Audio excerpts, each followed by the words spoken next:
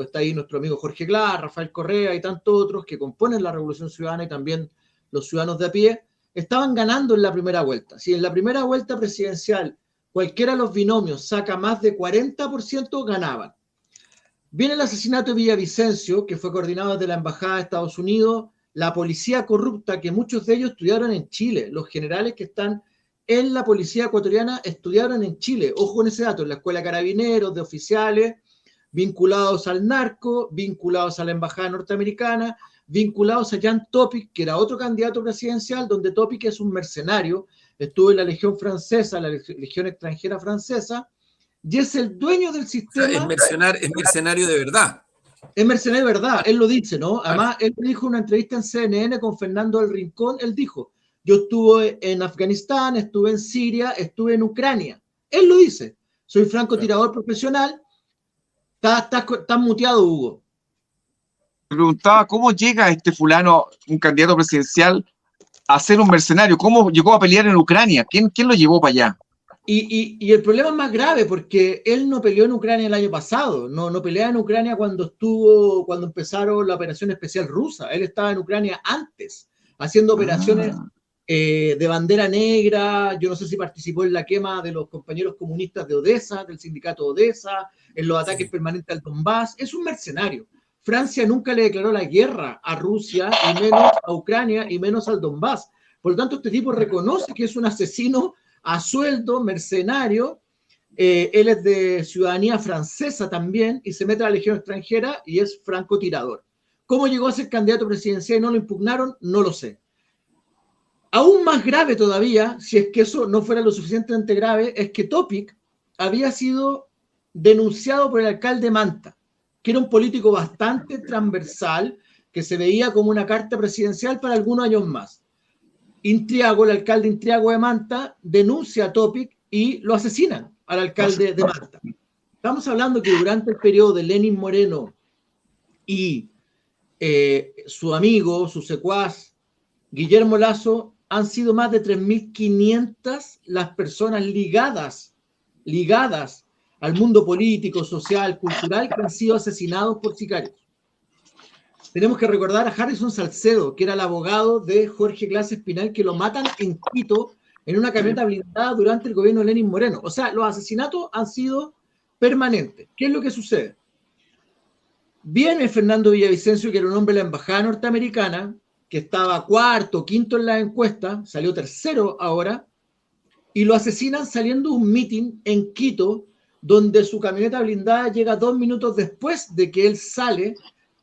Curiosamente, Patricio Carrillo, que salió elegido asambleísta nacional por ese movimiento, sale por detrás, que había sido jefe de la policía. Él sale por detrás, porque tenía que salir Villavicencio. Villavicencio sale por delante y lo asesinan unos sicarios que quedan con todo el flanco libre. Cuando matan a Villavicencio en esta operación, donde está involucrado Jan Topic, que está involucrada la embajada norteamericana, está involucrado los candidatos de derecha, está involucrada la policía corrupta, el alto mando de la policía. Las encuestas inmediatamente hacen bajar en 10 puntos a Luisa González y Andrés Arauz. La campaña estaba ganada en primera vuelta. Pero este asesinato fue tan brutal, de conmoción, de teoría del shock, de manual, que culpan al correísmo. Se activa un troll center internacional a nivel mundial y hacen tendencia a Rafael Correa asesino. Y culpan a Correa porque Correa durante su gobierno persiguió a Fernando Villavicencio, que era su opositor.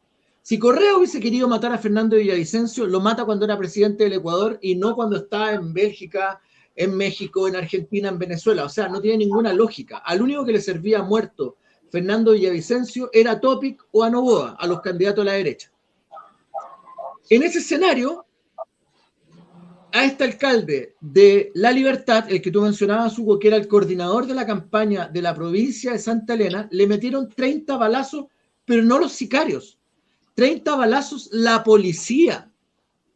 Y cuando se le pregunta a la policía por qué atacan a ese auto, ellos dicen es un procedimiento normal, no vamos a dar más declaraciones ni explicaciones. Como diciendo, nosotros podemos matar a quien queramos, cuando queramos. Lo que les iba a decir, y iba a comentar que esto es un absurdo de lo que pasa en el sistema ecuatoriano, es que quienes están a cargo del sistema electrónico, informático de lo que sería nuestro CERVEL, que es el Consejo Nacional Electoral, es la empresa Telconet. La empresa Telconet es de propiedad de la familia Topic.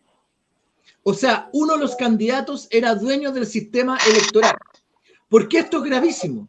Porque en Europa, Asia y Oceanía habían 51.000 personas inscritas para votar. Solo lo pudieron hacer 5.000, porque el sistema se cayó. Era un voto telemático, la gente no podía votar presencialmente, no dieron ninguna justificación para ello, ya no hay pandemia, no hay nada, y no les permitieron votar a los migrantes, donde el correísmo, la Revolución Ciudadana, impone abrumadoramente. La segunda vuelta es muy compleja para el Ecuador, es muy compleja para la izquierda. Patricio, una consulta. ¿El voto telemático era obligatorio solo para los ecuatorianos que estaban en el extranjero? No, era voluntario. Tú te tenías que inscribir para votar. Ah. O sea, ya venía la primera trampa de Lazo. Lazo dice, como siempre perdemos en el exterior, lo que vamos a hacer, los vamos a obligar a inscribirse. El que quiera votar, que se inscriba. El voto dentro del Ecuador es obligatorio, pero fuera del Ecuador, Estados Unidos, Europa, Asia y Oceanía, era con inscripción voluntaria. Si te inscribías tenías que votar. Y el sistema de votación era telemático. Solo votaron 5.000 personas de las 51.000 personas que estaban inscritas para votar. Había gente, hay videos dando vuelta por internet y por las redes sociales, que muestran gente 8 horas intentando votar y el sistema los votaba. La Revolución Ciudadana pierde un asambleísta, siempre ganaba 2 asambleístas en el exterior, ahora perdió un asambleísta, y es lo más probable que se tenga que repetir la elección de asambleístas. Y en segunda vuelta, lo que están pidiendo la coordinación de la Revolución Ciudadana en Europa, Asia, Oceanía y también en Estados Unidos, es que la votación sea presencial, en los consulados o en lugares más aptos para esta votación. Pero te estoy hablando de una situación donde no quieren perder el poder, y frente al miedo de que la Revolución Ciudadana recuperara el poder en primera vuelta, arman todas estas operaciones, que no es solo el asesinato de Fernando Villavicencio, es asesinato de Intriago, el alcalde Manta, es el asesinato de un candidato de otro lugar, es el asesinato de Fernando Villavicencio, es la manipulación del sistema electoral del Consejo Nacional Electoral, es el ataque permanente a la prensa. O sea, aquí la derecha y la embajada norteamericana están apostando a todo porque el correísmo y la Revolución Ciudadana no regresa al Ecuador. Porque según sus análisis, eso permitiría que se repotenciara la ola del multipolaralismo. Correa siempre fue alguien muy cercano a la visión multipolar, a tener vínculos con Rusia, con China, con India, con Brasil, amigo de Lula. Podría tener también mucha influencia en Argentina.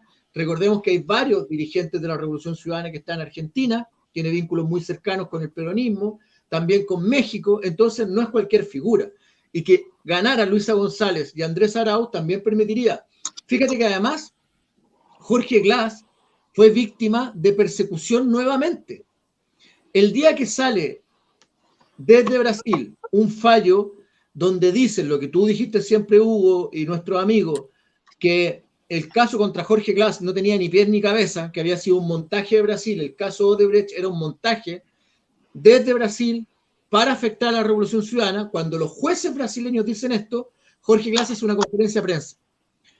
A minutos de hacer la conferencia de prensa llegan 2 camionetas de la policía para encontrarlo. Cuando les fueron a preguntar qué hacía la policía ahí, policías, camionetas de civil, no policías uniformados, con placas falsificadas, le dicen que vienen a resguardar al señor Glass, y otros dicen que dio una orden de arresto, y otros dicen que no, que es solamente monitoreo. O sea, empezó el hostigamiento permanente contra Jorge Glass, como si hubiese sido poco los 6 años que estuvo injustamente en la cárcel. Lo que viene en segunda vuelta es más bombazos, más asesinatos, más situaciones de peligro. Aquí esto es como una mala película de Netflix sobre narcos vinculados con las agencias de inteligencia extranjera, con la policía corrompida, con una policía que no responde a nadie, con un presidente absolutamente debilitado. Y aparece esta figura, Noboa, que es hijo de Alvarito Noboa, que fue candidato presidencial en el 2006, y le ganó Rafael Correa a Noboa, y es una de las familias más poderosas y millonarias del país. Es un tipo bastante carismático, es un muy buen candidato, pero ¿cuál es el problema que tiene Noboa? Que a Noboa lo está apoyando Otto Sones Horner, que fue el candidato que fue el vicepresidente Lenín Moreno, y va en la lista de lo que fue Lenín Moreno. Patricio, escucha, algo pasa con tu micrófono, parece que yo te escucho muy lejano. Y yo te escucho a ti muy lejano. Juan, ¿te pasa lo mismo con Andrés? Yo creo que, Hugo, es tu computador, porque yo lo escucho bien a Patricio. Ya. Ahí está mejor. Ya, ahora sí. No sé si me quieren preguntar algo. Les decía que Yo te quiero preguntar. Sí, solo para terminar la idea, profe, que Noboa fue en la lista de Lenín Moreno y tiene un acuerdo con el hermano Lenín Moreno, lo apoya Otto Horner, lo apoya el mismo Topic, ya salieron a respaldarlo. Noboa puede ser un muy buen tipo, pero toda la derecha corrupta, mafiosa, vinculada al crimen organizado, está apoyando a Noboa. Entonces es una situación muy compleja la que está enfrentando el Ecuador. Ahora sí. Ya, la pregunta es bien concreta y obviamente no es tan simple, pero estamos en un escenario político electoral como el que has descrito. ¿Qué podría ocurrir entonces en esta segunda vuelta? ¿Cuáles son las variables que se están jugando? O sea, aquí puede terminar un autogolpe de Estado de Lasso. Además, recordemos que este proceso solo duraría 1 año y medio la presidencia. Después tienen que llamar a elecciones el 2024. Podría venir mayor desestabilización. Podrían matar a Noboa. Podrían matar a Luisa González. No quiero que maten a nadie, ¿no? Pero aquí hay que ponerse en el escenario que en Ecuador puede suceder cualquier cosa. Y mi miedo más grande es que se replique lo que pasó en Perú. Lasso dejó firmado por decreto un acuerdo con Estados Unidos que le permitiría entrar en una invasión soft, en una invasión suave o blanca, como lo hicieron en Perú, con efectivos militares norteamericanos, no para invadir formalmente, pero sí para resguardar la paz. Entonces podríamos terminar una situación tan caotizada, mayores matanzas en las cárceles, pero ojo, está pasando una cosa bien interesante en Ecuador. Cuando matan a Villavicencio, aparece un video falso de la banda Los Lobos adjudicándose el asesinato de Villavicencio. Y después son los propios Lobos, que son una banda criminal muy grande del Ecuador, a rostro descubierto, diciendo nosotros no fuimos. Nosotros vamos a cumplir el trato con Lasso de mantener el país tranquilo y no seguir con la guerra de bandas criminales. Y eso dejó expuesto a la CIA, a la embajada norteamericana, a los policías corruptos. Entonces, mientras Lasso esté gobernando, mientras Topic maneje el sistema electoral, no hay confianza en lo que puede pasar en el país. Por eso que es clave que gente como ustedes, líderes políticos, Juan Andrés Lago, Hugo Gutiérrez y otros, se sumen a ser observadores de lo que observadores electorales de lo que está pasando en Ecuador y podamos generar una presión desde afuera, desde las distintas fuerzas progresistas y de izquierda, para evitar que se sigan violando los derechos humanos y que se generen estos crímenes. O sea, a la pregunta es, cualquier cosa puede pasar. Un autogolpe de Estado, una invasión suave, el asesinato de candidatos. La elección además va a ser en octubre. Es demasiado tiempo para la segunda vuelta, porque así es por ley, y por lo tanto no se descarta nada. Ecuador se pone nuevamente en alerta roja y esto lo pagan las personas. Y las personas ya están choqueadas. No quieren más violencia, lo único que quieren es paz, lo único que quieren es trabajo, es seguridad. Y en esa perspectiva podría en esa disputa, esta visión ser más dada para Noboa, porque Noboa representa al gran empresariado, al que tiene dinero, al millonario. La gente cree que los millonarios no roban, no evaden impuestos, no conocen de esas cosas. El correísmo tiene una fuerza muy, muy potente, de un 30-35%, pero si se quedan solo en su techo, van a perder la elección, igual como se perdió la última vez, que yo creo que hubo un fraude que benefició a Guillermo Lasso. Por lo tanto, el correísmo lo que debe hacer, según mi visión, la Revolución Ciudadana, es hablar del futuro más que del pasado. Las disputas presidenciales se ganan en el futuro con medidas muy concretas y sobre todo dando garantías de seguridad, de respeto a la democracia y de generar empleo y sacar de la crisis económica al Ecuador. O sea, la situación está muy, muy compleja. Luisa González y Andrés Arauz son tremendos candidatos. Además, ahora hay una diferencia. Jorge Glass está libre y está coordinando la campaña presidencial en el Ecuador. Y eso da un plus muy grande porque la última elección Jorge Glass estaba preso y no podía participar. Y eso también pone en el ojo del huracán a Jorge Glass, porque ya empezó la persecución en su contra, el hostigamiento, y no podemos descartar que intenten hacer algo en contra de Jorge. Patricio, que claro, la elección presidencial va a ser ahora la segunda vuelta en octubre. asumiría Tu el sonido, presidente Hugo. elegido y cuándo sería la próxima elección presidencial? Porque tú Sí, me dijiste que sería un año y medio más adelante, pareciera. El resto que le faltaba a Lazo, creo, ¿no? sí. Bueno, lo explico. En Ecuador existe lo que se llama el mecanismo, que no existe en Chile, lamentablemente, de muerte cruzada. Frente a un momento de crisis política, el presidente puede disolver el Congreso y el Congreso puede pedir la destitución al presidente y llamar a elecciones anticipadas dentro de su periodo.